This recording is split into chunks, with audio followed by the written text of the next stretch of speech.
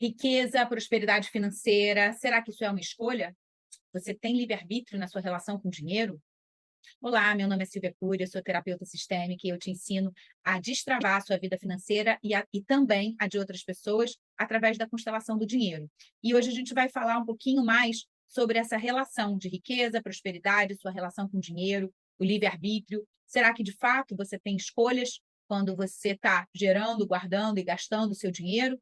Ou será que você está repetindo padrões ancestrais? Será que você está repetindo padrões sistêmicos? Será que você está repetindo padrões que a gente chama de lealdade inconsciente do seu sistema familiar sem se dar conta disso? Por exemplo, quando você está trabalhando, o emprego que você escolhe, ou o emprego que você consegue, ou a profissão que você escolhe, ou a profissão que você consegue, será que ela faz parte de um livre-arbítrio? Será que você escolheu isso livremente? Ou será que essa escolha vem carregada de uma bagagem, de algo que aconteceu antes mesmo de você nascer? Será que essa escolha vem carregada de uma bagagem que a sua ancestralidade traz? Muito se fala sobre meritocracia, né? Que você precisa se esforçar, quem esforça consegue. Mas será que saímos todos do mesmo patamar? Será que a gente está, de fato, todos com o mesmo leque de possibilidades, o mesmo leque de escolhas, o mesmo leque de oportunidades? Ou será que a bagagem que você carrega com você, que vem do seu sistema familiar, ela gera uma diferença na sua escolha? E se ela gera uma diferença na sua escolha, será que você tem livre-arbítrio? Agora, se a gente fala de livre-arbítrio, se a gente fala de cocriação da realidade, como que eu posso cocriar a minha realidade e, ao mesmo tempo, eu não ser livre para escolher o que eu quero? Esses temas são muito complexos, porque eles intercalam, eles se comunicam entre si, eles se intercomunicam, digamos assim. Então, às vezes é muito difícil a gente tentar entender o conceito de livre-arbítrio com relação à nossa prosperidade, com relação ao nosso dinheiro, sem a gente passar por um estágio anterior e perceber que a gente é fruto de tudo que aconteceu antes mesmo da gente nascer. E que isso faz diferença, sim, na nossa escolha. E que, por mais que pareça que você seja livre para fazer escolhas, você é livre para fazer escolhas dentro de um determinado universo, que é um universo previamente determinado para você. Ah, Silvia, então eu estou fadada a ficar aprisionada naquele universo? Não. Mas eu preciso tomar consciência de que aquele universo existe, eu preciso fazer um movimento para entender qual é a lealdade inconsciente que me limita naquele universo, para eu poder extrapolar daquele universo. Então, vamos tentar trazer alguns exemplos para ver se isso fica um pouco mais claro. Se você tem pais jornalistas, você tem uma predisposição a estar naquele meio. Para quem vem de um outro meio, fazer uma ruptura, fazer um movimento que de estourar a bolha, né, que a gente chama, para poder entrar naquele universo, não é impossível, mas tem um desafio complementar. Agora, se a sua estrutura já vem desse nicho, quando você escolhe seguir essa carreira, será que você escolhe por livre-arbítrio ou será que você escolhe por exemplo? Será que você escolhe repetir o padrão do seu sistema de forma consciente ou de forma inconsciente? Vou dar o meu exemplo pessoal. Eu escolhi trabalhar no mercado financeiro. E eu achava que era uma escolha super consciente, disruptiva, afinal de contas, a maior parte da minha família tinha feito direito. Com o tempo, eu fui ouvindo que aquele espaço que eu precisava, que eu buscava no mercado financeiro, ele seria mais fácil para mim se eu fosse filho de investidor. Então, será que as pessoas que estavam lá, que eram filhos de investidores ou filhos de profissionais da área de finanças, será que a gente estava fazendo a mesma escolha? Será que a gente estava no mesmo patamar? Ou será que tinha uma diferença? E aí, ao longo do meu processo, na verdade, depois do meu processo, né? Ao longo do meu processo terapêutico, quando eu fui me reconectar com a minha escolha, com a minha decisão de trabalhar no mercado financeiro, eu também descobri uma coisa, que eu estava, de alguma forma, repetindo o padrão da minha mãe. Porque quando eu nasci e tudo que eu me lembro da minha infância, minha mãe não trabalhava. Mas quando eu fui investigar terapeuticamente, conhecer a fundo a história do meu sistema familiar, eu descobri que antes de se casar, a minha mãe trabalhava num num trabalho, né, numa atividade equivalente ao mercado financeiro daquela época. Então, será que quando eu decidi trabalhar no mercado financeiro, foi um livre-arbítrio meu, uma escolha aleatória? Ou será que eu estava impactada por registros conscientes e inconscientes que já estavam presentes no meu sistema?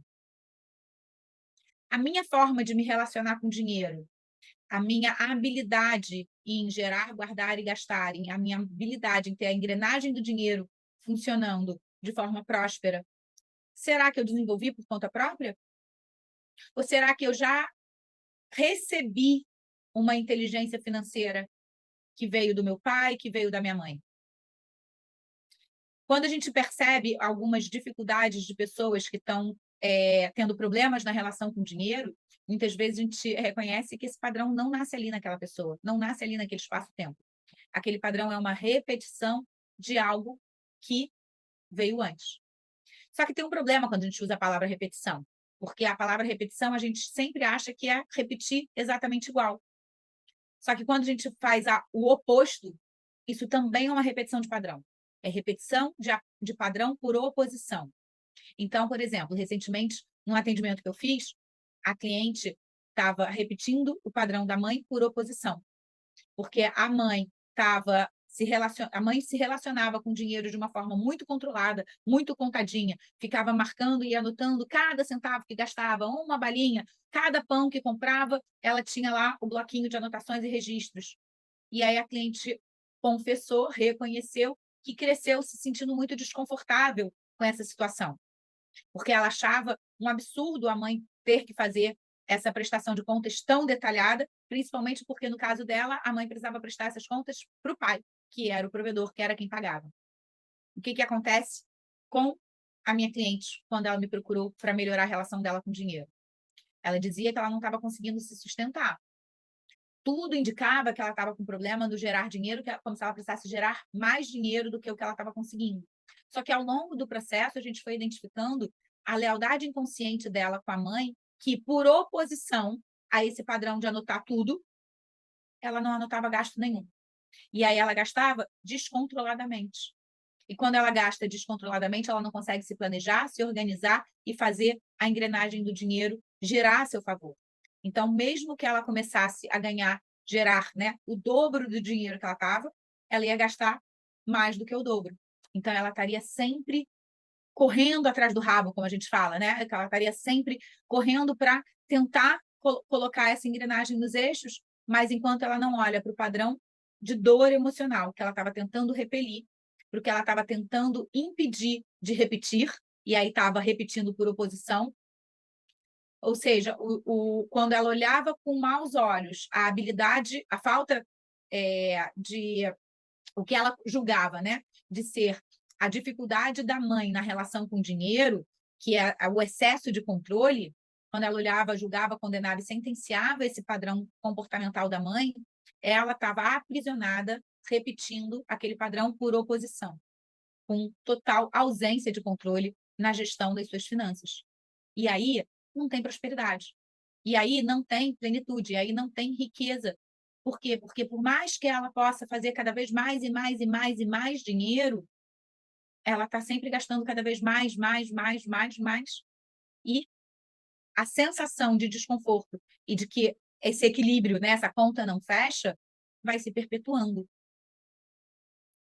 Como é o seu caso? Como é a sua relação com o dinheiro?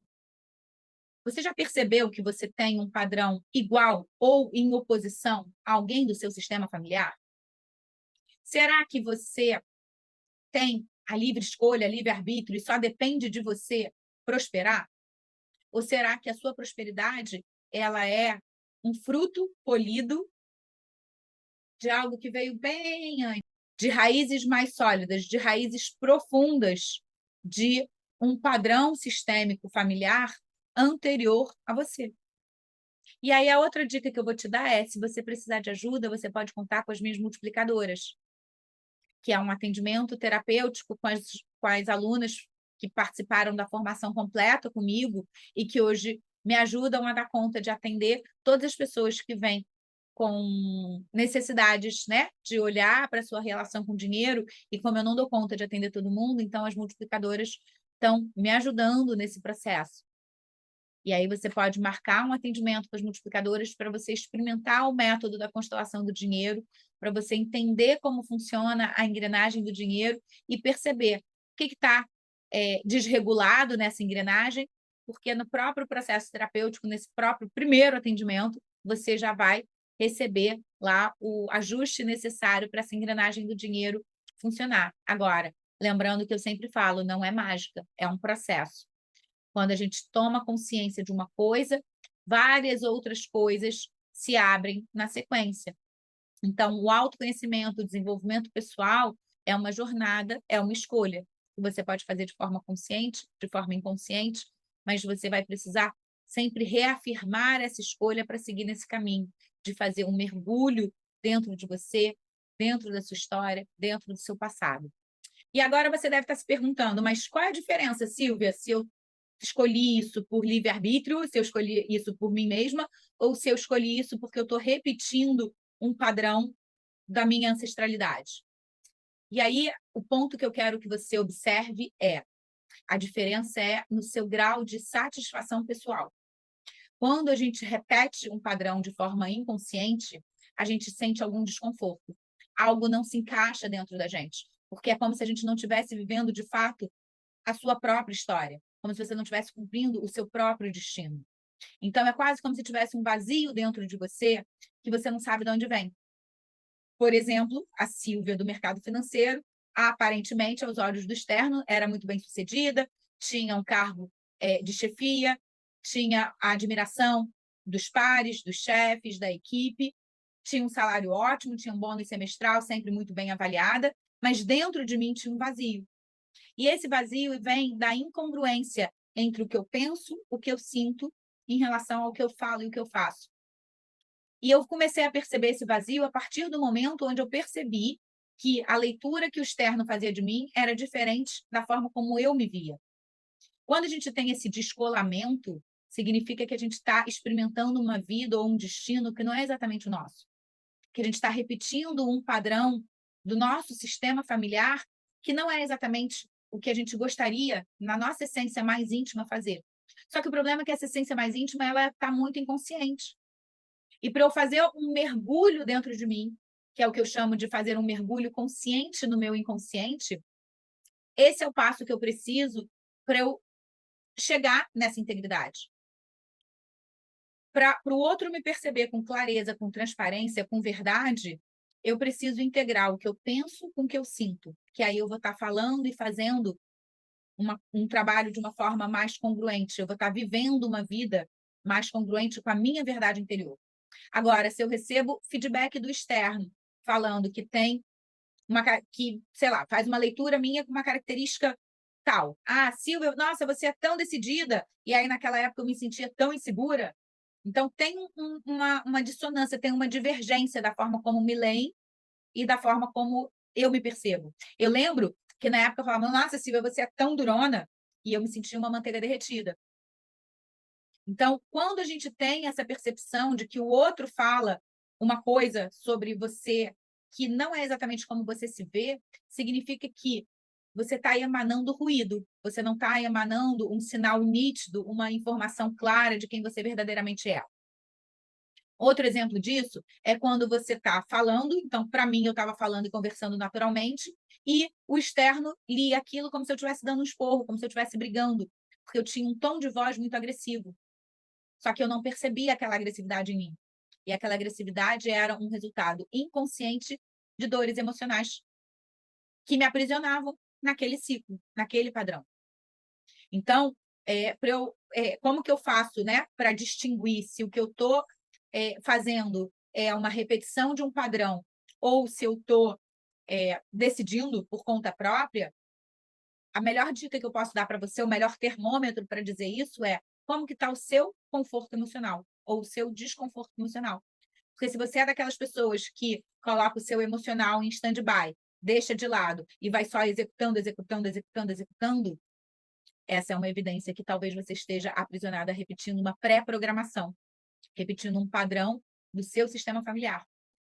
Porque se você não está se permitindo sentir, você está vivendo uma vida robotizada.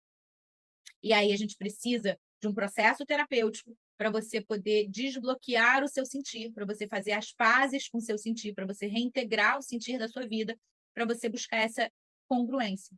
Ah, Silvia, mas eu não sou feliz com o meu trabalho, então eu prefiro nem sentir. Eu só trabalho e eu vou relaxar na sexta-feira. Será que você está vivendo ou será que você está sobrevivendo, se arrastando?